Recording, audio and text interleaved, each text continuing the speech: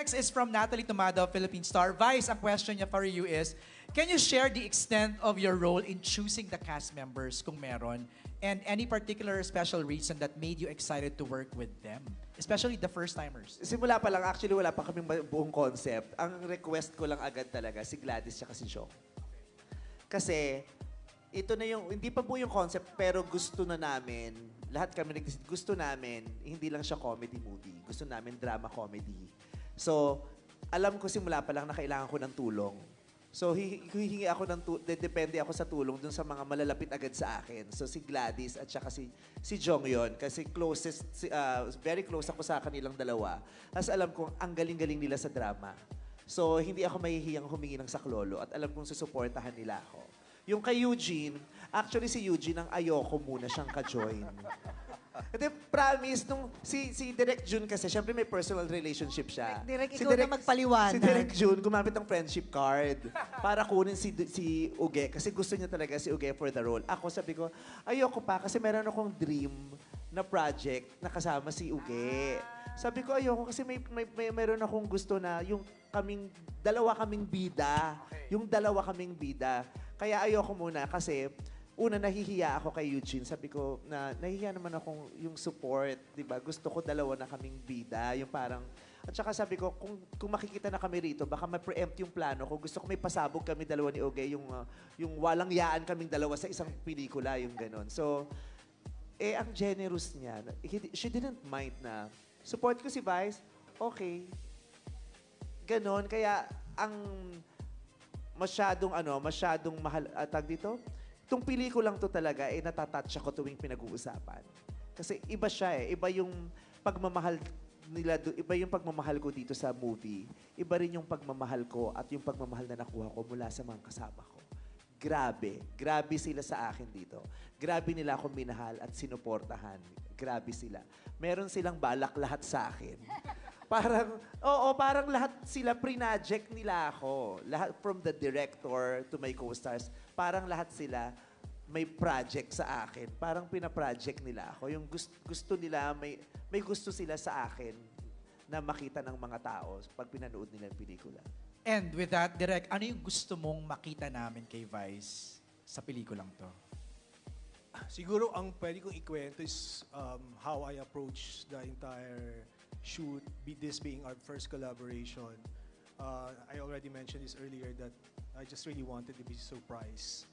And during the first shooting day, I remember that I think I was able to capture, it was just a 5-second close-up of Meme as Bambi. And when I caught that, I felt napaka-authentic. I suddenly felt that Bambi is alive.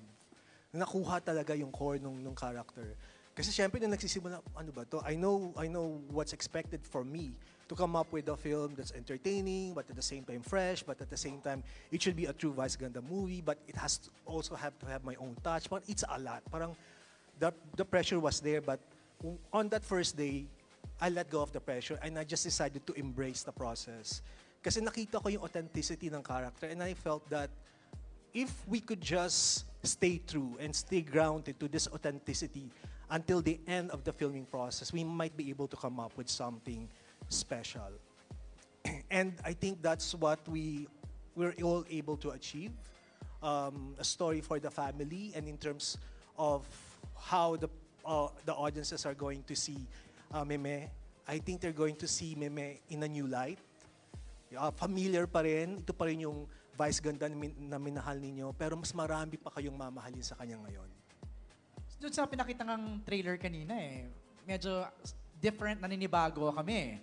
Na hindi yung from start to finish, puro pagkapatawa. Ngayon hindi, may away, may drama.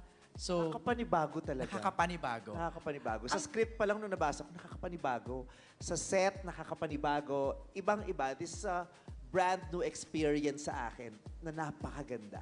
Yung nabanggit mo na yung script, I wanna go to Jumbo and Daisy. Meron ba kayong pinattern na tao? Meron ba kayong inspired ba to by true events? Aminin nyo na nabuhay nyo yun. Ano ba? Jumbo? Actually, totoo yung sinabi ni Meme. Pinaghalo-halo lang namin yung mga parte namin para mabuo si Bambi. Pero kasi OFW siya eh, di ba? So, did you have to interview yung mga breadwinner na nagtatrabaho abroad?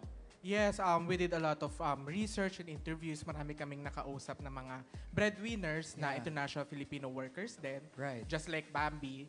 Then, nung naririnig namin yung mga stories nila, very heartbreaking, heartwarming, at the same talaga? time, very inspiring. Kasi iba-iba man yung version ng kwento ng mga breadwinner, iba-ibang bihis man, lahat nagmumula sa isang bagay, pagmamahal sa pamilya. So, that's very empowering. At ang sarap palang magkwento ng mga kwento ng breadwinner kasi kadalasan hindi yun na pag-uusapan. Thank you, Jumbo. Daisy, you wanna add? Siguro add ko lang din na nung nag interview kami, I was expecting na makakakuha kami ng kakaibang breadwinner story. But as it turned out, halos lahat ng breadwinner, pare-pareho ng pinagdadaanan. And siguro, nung na-realize namin yun, parang ang sarap palang ikwento nito kasi walang nagkikwento na kung titignan mo, sabi ko nga nung una nating media con, pag nasa brainstorm room kami nila ate at saka nila direct, sharing ba to o brainstorm? Kasi parang lahat may common denominator na yun yung trinay namin i-explore dito sa And the Breadwinner Is. Alam mo, mukhang matatawa kami pero talagang maantig din kami dito. Oh, No? kasi ano talaga siya, kaya sobra siyang relatable kasi kwento namin. Yon. At kwento nyo, at sigurado kaming kwento ito ng kakilala nyo at malapit sa inyo. Kwento nating lahat. Hindi siya malayo sa bahay, hindi siya malayo sa realidad, hindi siya malayo sa alam ninyo. Kaya lahat tayo makaka-relate. Imposibleng wala tayong kilalang breadwinner eh. Di ba, no? Ang follow-up question ni Natalie is also for you, Vice. I've noticed that your past MMFF films have been a platform for the hottest and most promising love teams.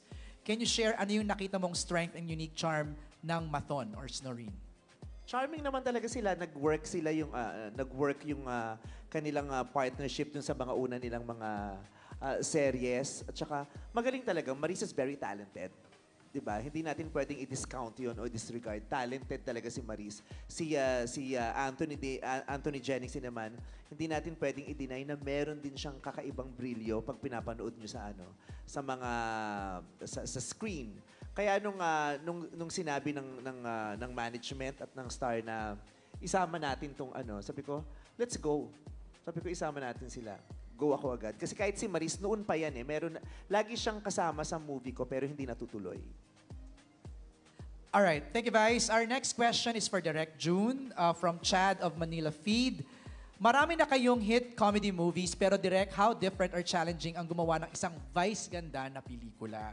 And why it took you so long before kayo nagkatrabaho?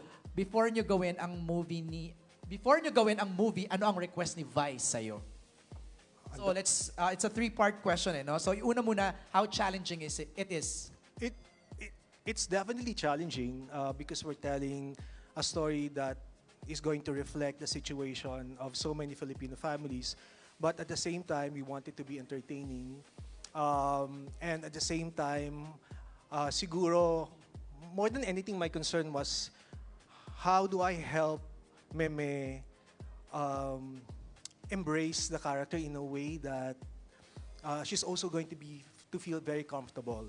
Because she confessed this to me, and I know that from the very beginning, meron siyang hesitation, meron siyang fears that she's going to be working with this brilliant cast of dramatic actors, and she's going to be involved in a lot of intensely dramatic scenes.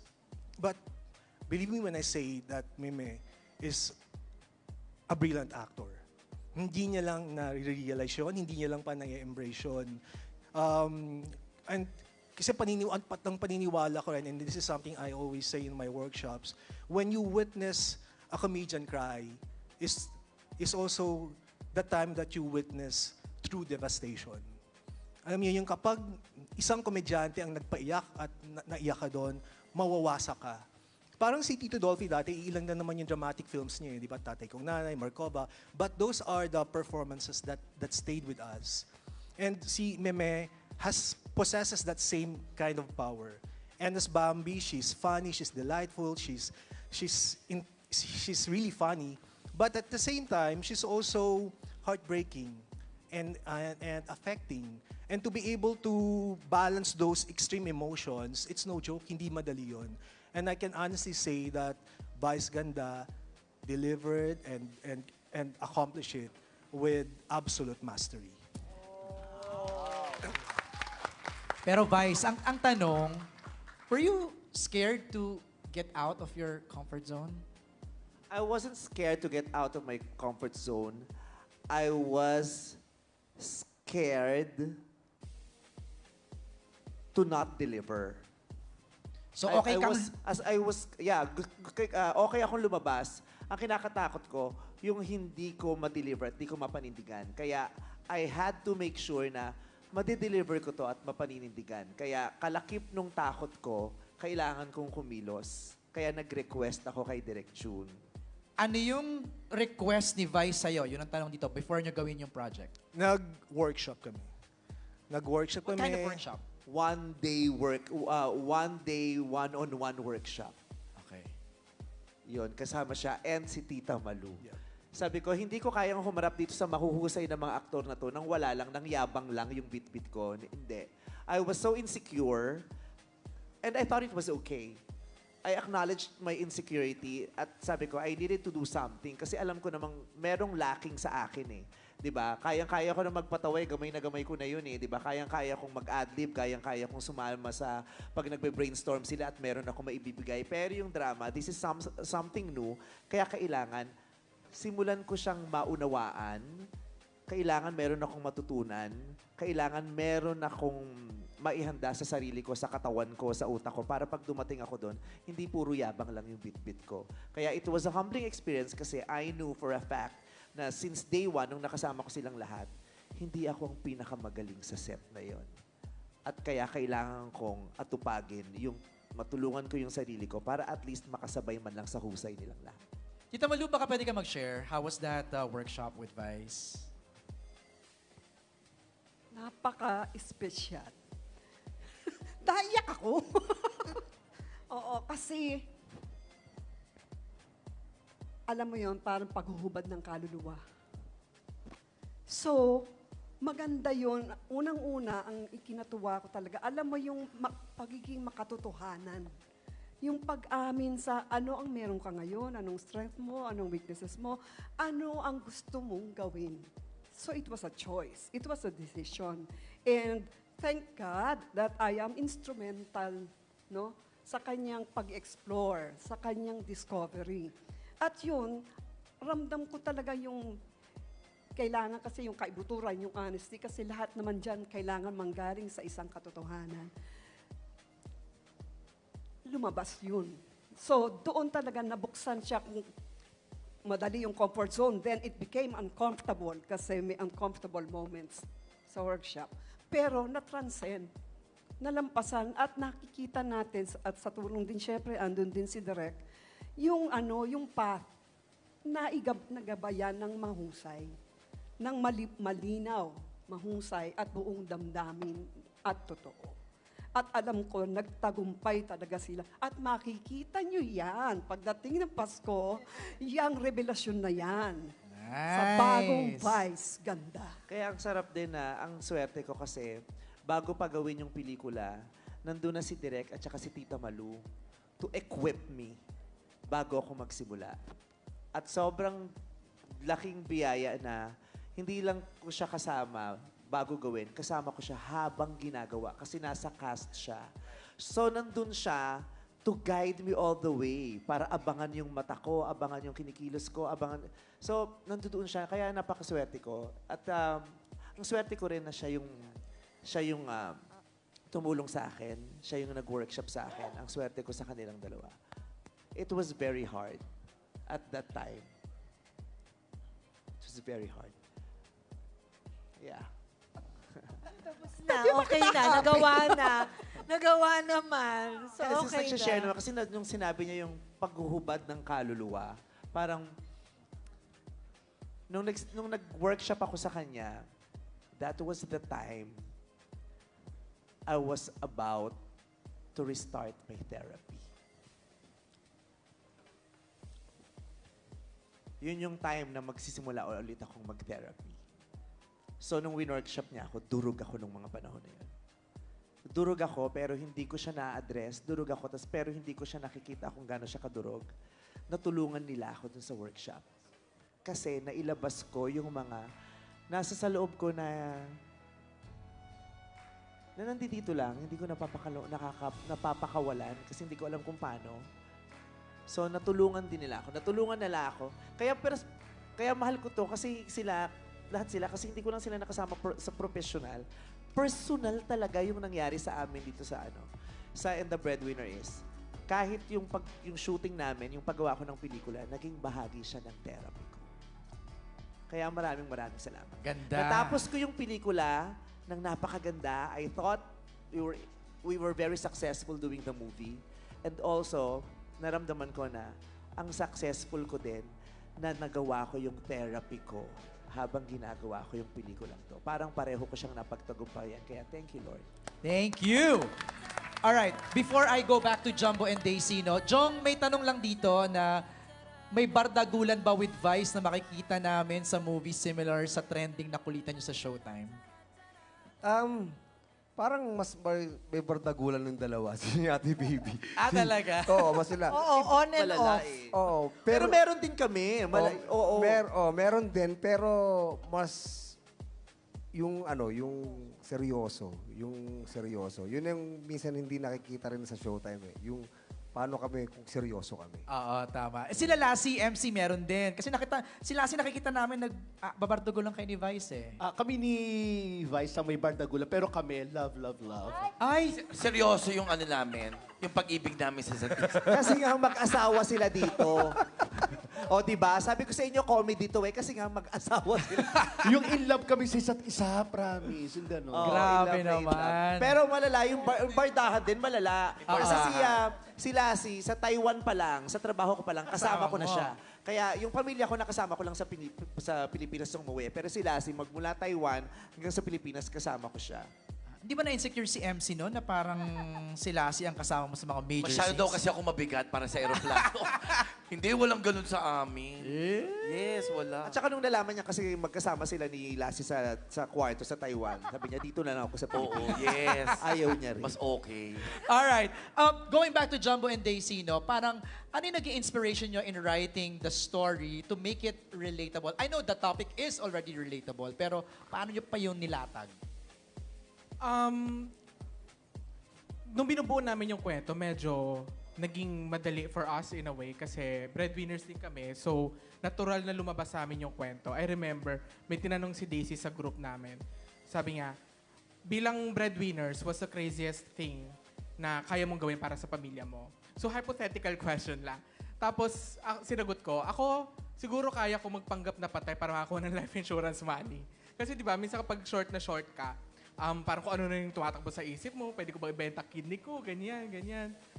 Siguro, naggawa namin siyang relatable kasi pinasok namin yung real life experiences namin as breadwinners dito sa pelikula. At saka dun sa mga na-interview namin, no, pinaghalo-halo namin yung mga yon at yun, nakagawa kami ng isang magandang istorya. Ako, simple lang. Pag payday kasi, lagi kaming gipit. So, parang, ano ba daw? Lagi tayong gipit. Ano bang pwedeng gawin? Tapos parang pag ini-enumerate ko, lahat ng napupunta yung lahat sa pamilya ko. Tapos parang eventually, lahat kami may ganong kwento pala. So, nung nagtanungan nga kami over brainstorm ng ganon, na-realize namin, we don't have to go too far. Kasi yung kwento, ayun, sabi ni ate, kami yon, kwento namin yon, kwento natin lahat yon. So yun, hindi talaga kami lumayo. As in parang sa loob tsaka sa labas ng brainstorm room, lahat ng mga taong nakikita namin, naging inspirasyon namin sila. At saka sa kanilang dalawa, sila pa talaga yung mukhang gipet pag payday. Oo. Parang ang komportable ng mga buhay nila. Parang lahat ng gusto nilang matikman na tikman nila, di ba? Gipit pa yan sa payday, Day. Kaka-bread lang to. Bread lang yung kinain nila. Uy, pero ang ganda nun yung payday. Totoo yun. Yeah. Totoo yun. Pinagkakasya mo. At saka yung iba nga pagdating ng payday, wala na eh. Kasi ibabayad mo na yun, nagastos mo na yun bago mo pa nakuha. Diba? Ang tagal mo siyang pinagtrabahuhan, 15 days, tapos nahawakan mo lang siya ng 15 minutes. Correct. Dumaan nga lang, yun nasabi nila.